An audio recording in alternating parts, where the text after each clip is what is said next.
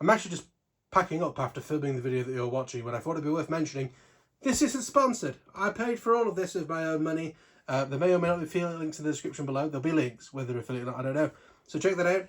But no, this has all come out of my own money. So if I say it's good, and I do say it is good, then yeah, that's my own fault. So I'm not getting paid for it. The revenue that I'd get from affiliate links, if they are affiliate links, would be so small that it isn't worth the reputation hit. So yes, on with the video. If I remember to write this in at the beginning.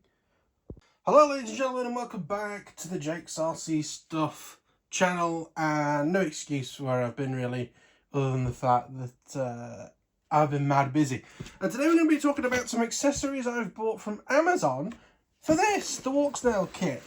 People sometimes have videos on this, and what's very different with the Walksnail kit, of course, is in the analog days, which I'm still very much in, if you wanted to share your video with somebody, it was much easier to get a TV or a little screen. You know, there was screens specifically with built-in video receivers, things like that for 5.8. I bought cheap goggles because I go flying with my dad, so I almost always have somebody wanting to watch it on a flight. You know, cheap pair of like Sheen goggles, or we had the Hobby King box goggles. Someone I know even who had a pair of the Hobby King box goggles took the strap off, so you had to hold it to your face, but it was great to sort of pass around to people for them to see exactly sort of what things were like. Walksnail, it's very hard to do that because another receiver, you know, if I want to get the receiver on its own, it's 200 quid. It's 200 quid for the Fat Shark goggles, the sort of box goggles. Again, very expensive compared to 30 quid for the Hobby King box goggles and 30 quid for a receiver. And of course, another pair of these, or even the older ones, another sort of 300, 400 quid. So the easiest thing to do is, if I'm already going to be using one of these, is have a video out to a secondary screen or display or pair of goggles. I've decided to go for a display, which I'll show you in a moment. Also, of course, very useful for when you're on the bench. You can use the screen yourself to make sure that things are alright. You have the goggles on and off your head and steaming up and whatever else. Risk of scratching the lenses, such and such. The screen is going to be really helpful. So I have bought a screen. Now, when I bought this screen was about £130. There it is. It's an Zorpa, alive with the mobile life. Zorpa.com, Zorpa.com, and information on the back if you want to have a look. So when you're looking for a screen, I'll go into what type of screen this is in a moment, but the main thing we're looking at the screen is obviously the physical size of the screen, and I will remind people, because not everyone knows this, measured diagonally, not left to right, because people do still get confused about that. You also need to look at the resolution, so 1080p, 4K, 1440p, things like that. You also need to look at the refresh rate, so most TVs are 60 FPS, unless you're getting a gaming monitor or an OLED that might go up to 120 to 144, and up from there. And also, specifically for our scenario, where we're going to be outside, is nits, which is not something that your kid might get in their hair, or even more elite yourself, but a measurement of how bright something is. So sort of like lumens. Nits is kind of like that, but for screen. So let's open the box, and here's the screen. So to go off those specs, in terms of nits, no idea. I'll be brutally honest with you. But it is a 16.1 inch screen, 144 Hz, 1080p. Now that's very important because I may have got this wrong, but from what I've seen, if you run your Walksnail goggles at the 1080p 100 FPS setting, or 720p 100 FPS setting, or whatever, and your display can only do 60, you will get weird and wonderful issues. So you need to make sure your screen can do more hertz than the goggles can. So this should be able to do 144, 120 and 60 and 30 as well, possibly.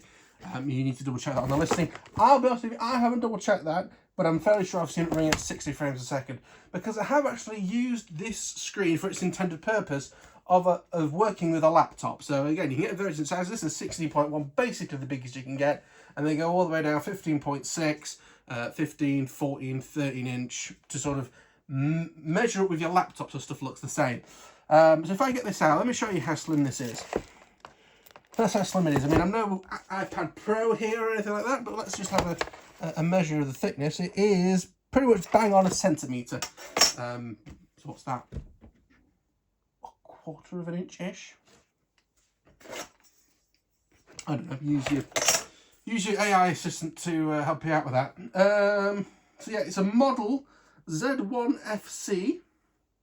It's A-rated. 10 kilowatt hours per 100 hours of life. And this particular one has a kickstand on the back, so you can kick that out, and then the screen stands up like that.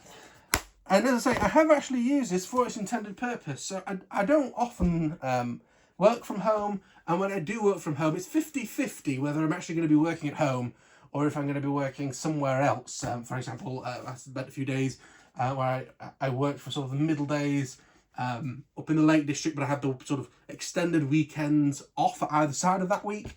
So I used that then. Also, when my car was in for a service, I stayed at my girlfriend's dad's because it was just easy to get to and from instead of spending millions of pounds on an Uber.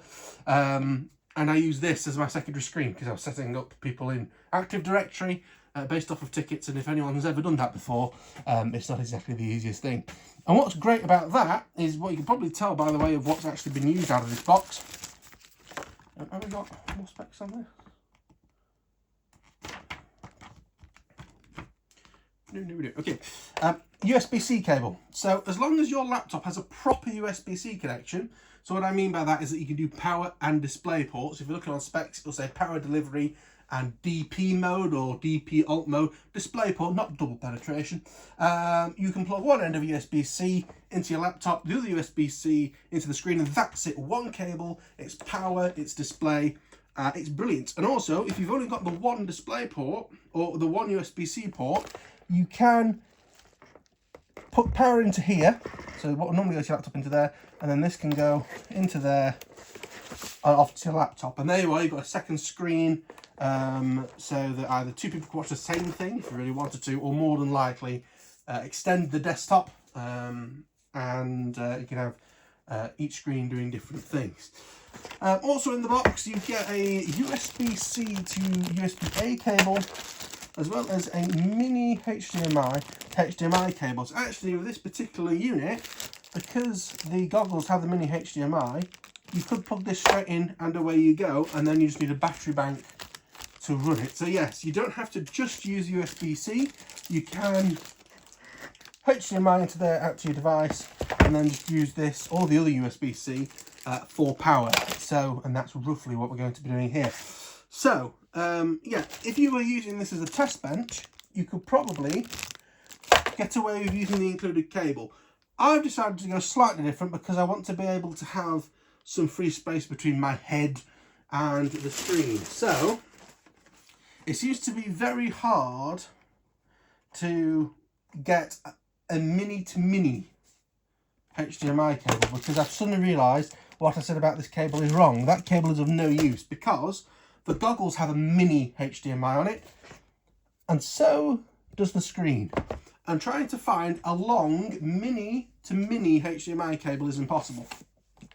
So, what we've got, possibly very much duplicating what's in here, I think that might only be a metre. I have a 1.8 metre Amazon Basics mini HDMI to regular HDMI, and then good old Ugreen,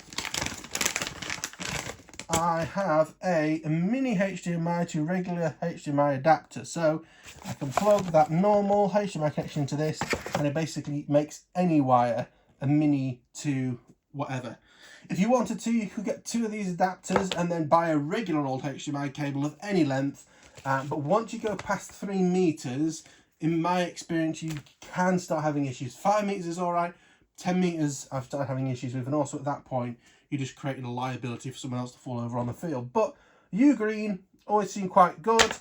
Amazon Basics always seem quite good, so I'm happy with those. Now, of course, we need to power such things, and for the vast majority of things to do with power, wanker.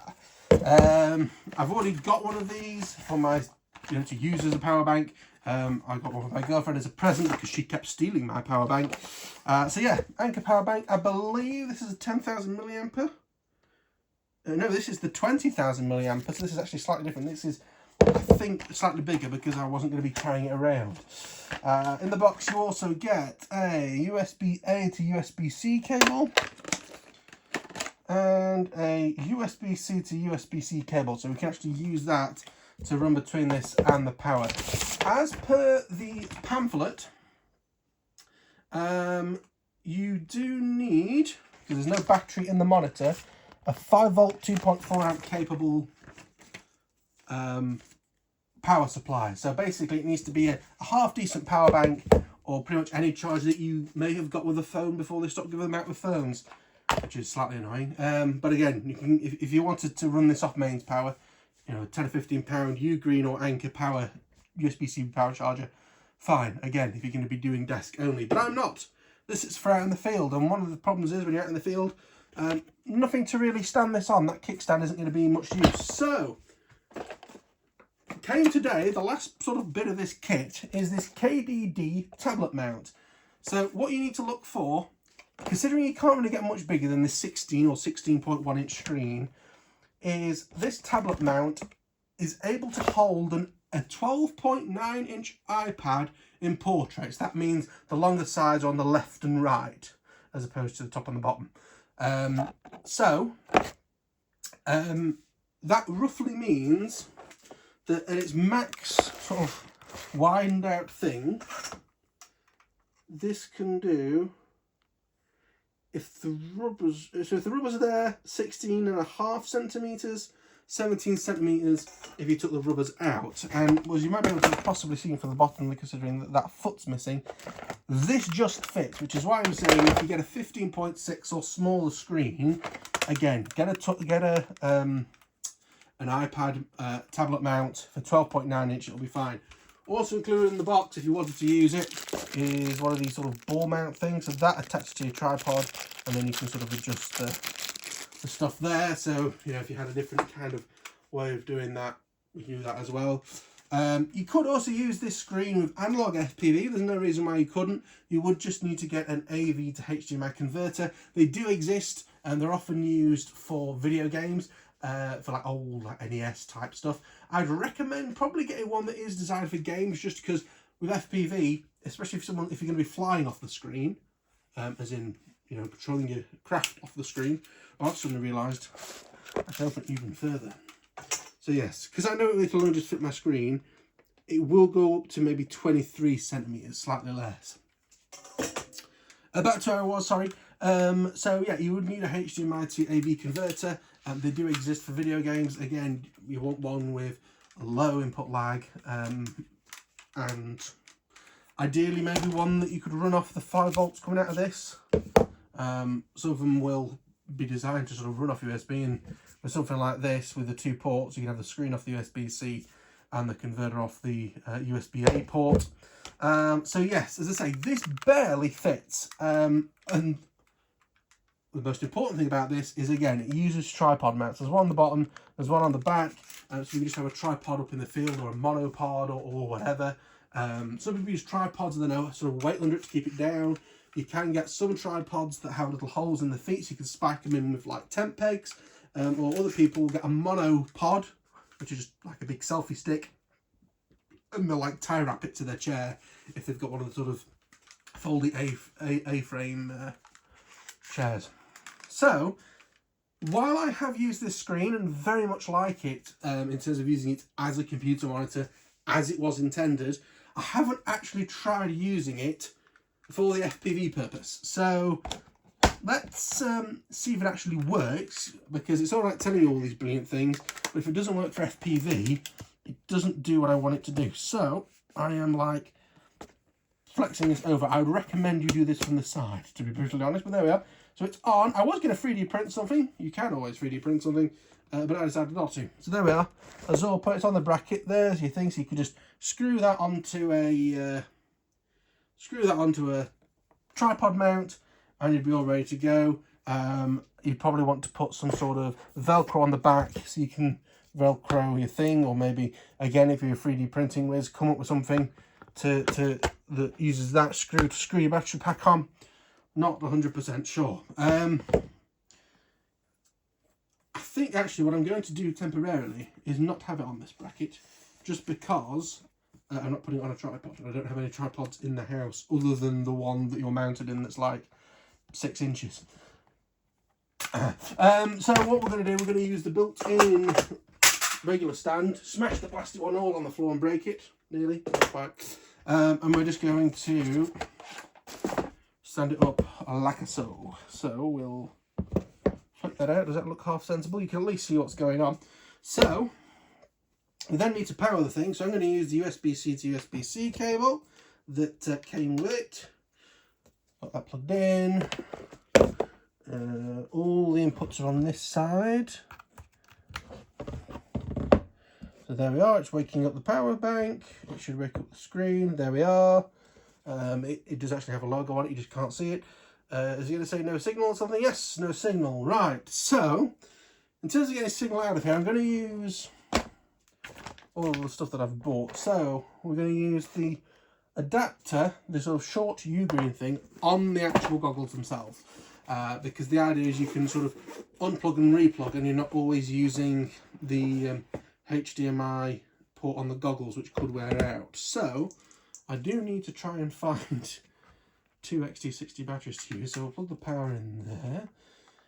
Let me try and find 2 XTC batteries we can use. They won't have XT60s on. Some old. Oh, here we go. What's this? That is a 4-cell, isn't it?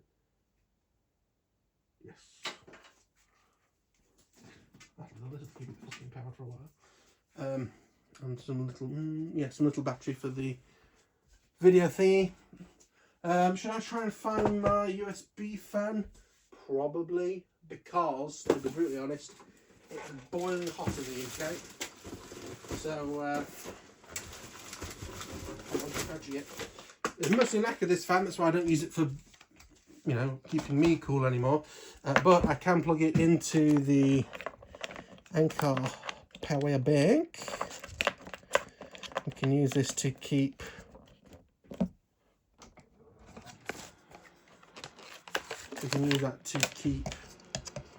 the actual FPV kit itself cool. I'm just getting rid of some of the rubbish. Oh, hang on, there's something else in here. Oh, so the power bank also came with a little case. How nice. Right. So I'm going to plug the goggles in because they take a little while to boot. I'm using a giant, ridiculous battery. There we are. Okay, the fan's firing up in the goggles, that's hard to say. Grab our sort of test bench Cadex thing until it gets put in the Sky Surfer, which I do want to do some more work on very soon. The only reason I haven't is because too much shit to do this week with the house to myself, so there's much more shit I can be getting on with. Right, I'm going to put the camera in a box just so it doesn't like shine all over the room. I'm going to plug in the power. I'm going to have this blowing on the circuit board, so if you can hear that, I apologise. Let me have a look in the goggles and make sure the goggles are happy. Not connected. Oh, there we are. It's a bit flickery, but it is working. The camera pointed in the box. So now the big test is, again, take the little U-green adapter, pull out all the little ends, make sure you put it into the HDMI out on the goggles, and then I'm going to use the mini HDMI to HDMI cable on Amazon Basics. Really sort of nice cable. You can tell it's a decent enough cable, and the wire is nice and thick, yet still fairly supple. Zip ties that seem to have been forged in by the gods themselves that you can never get off properly.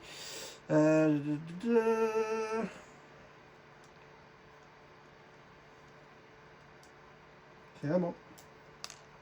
Right, so here is the big moment, really. If this has worked, they're going to work, and I haven't spent all my money, or wasted all my money even. I've certainly spent all of it. Right, let's have a look.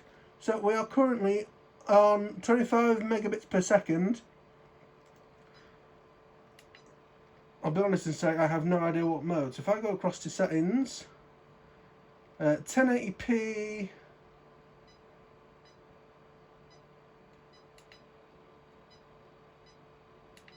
1080p, standard bitrate, frame rate, high frame rate.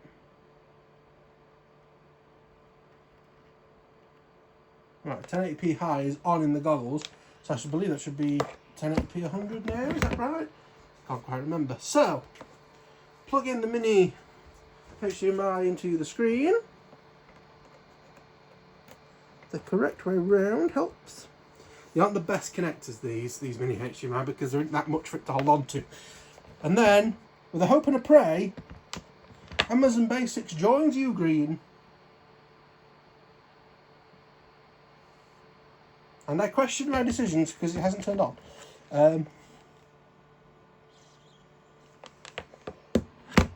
Slightly concerning.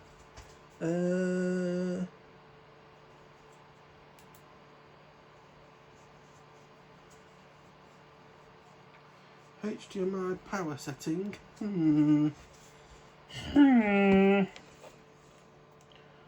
Okay, what if I change the frame rate to standard? Any improvements on the screen?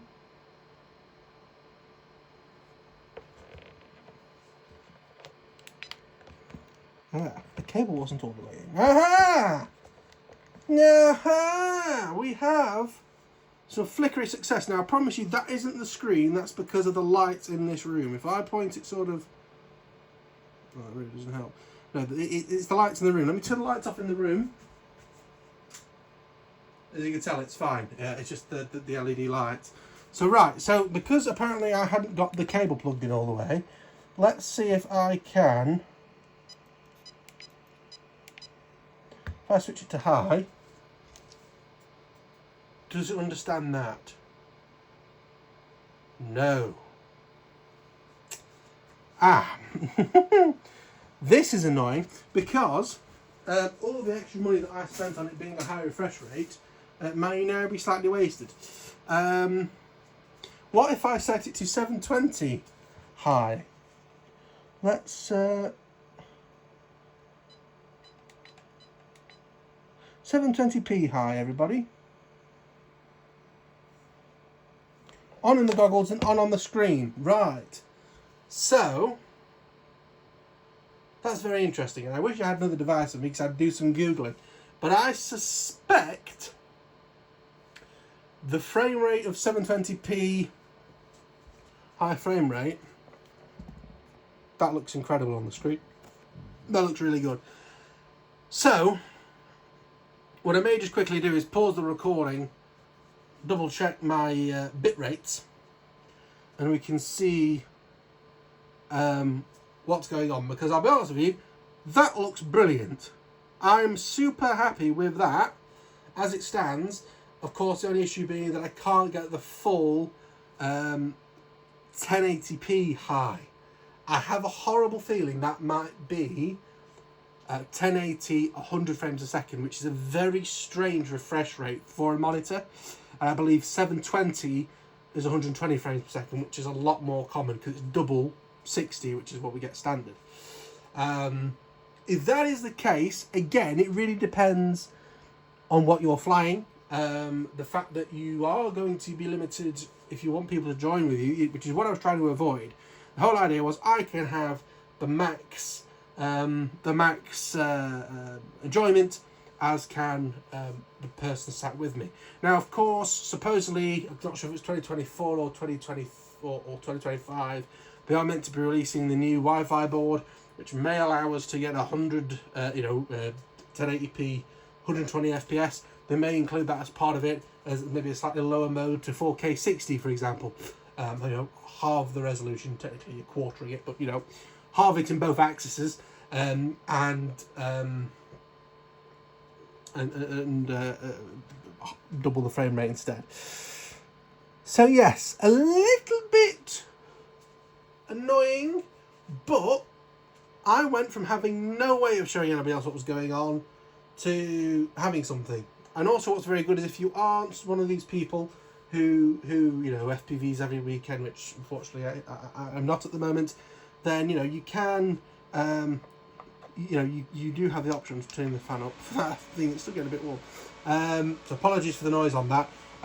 But, you know, you know, you can use this screen for other things. You know, it's not like you've got a little 7-inch screen, and also, again, better for sharing. In terms of keeping the sun off it, let me try and see if I can turn the brightness up, because it does have a brightness control alongside. The brightness is all the way up at that. I might take it outside and give it a try, just so we can see.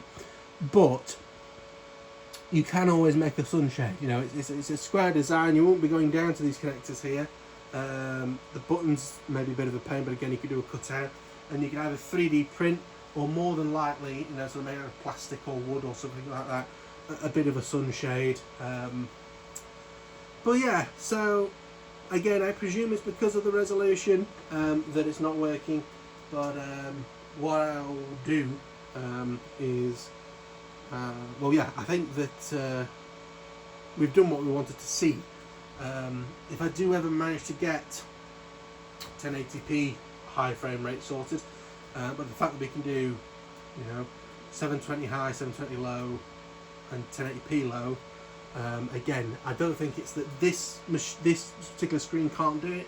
I believe it's a weird limitation of the fact that it's 1080p 100, which doesn't work. It's a strange resolution, and 720p 120, which isn't a strange refresh rate. Sorry, the resolution, and works fine. So I'm just going to the loo, motherfuckers, and then what I will do, I will keep all of this inside. I might actually just take it outside so you can look at a plant or something, and then I will take the screen outside. The sun's quite low, so that should be quite a good thing, because we can turn the screen closer towards it, and we'll see how good this is in the sunlight. Because other than 1080p full frame rate not working, which could easily be another monitor, you can have a look out there and check the spec and see if it can do 1080p 100 frames a second.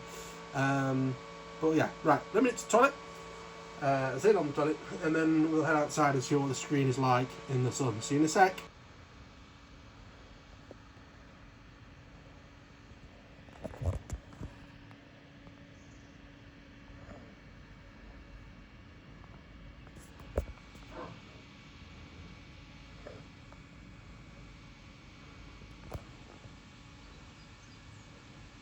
Well, I didn't exactly say much during that clip because the neighbours were outside. The dog was barking. Not sure if I'll have muted it or kept it in or what, but talking just kind of felt a bit weird. But anyway, as you could see, I'm really impressed. It is a matte screen, and yeah, it seems to really be incredibly good at keeping the glare off. Yes, there is some, but it's by no means completely useless. Now, you know, I have run it at night, or in the evening, and where the sun, you know, when I spun it all the way around, would have been completely shining on the screen, and again, it still looked quite good.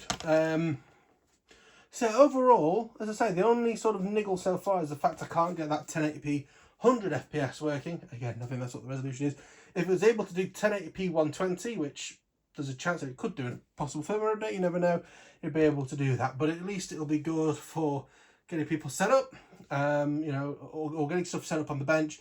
And if people really did want to have a look, or if I knew that somebody was interested, I could, you know, it wasn't, you know, it was only fairly recently that you could do 1080p 100 FPS. Before that, you were stuck at 720 20 FPS or 1080p 60. So we've sort of lost something we only just gained, if you see what I mean. But anyway, it's certainly, there's nothing else good for the bench, and I still think it would be good to have out there.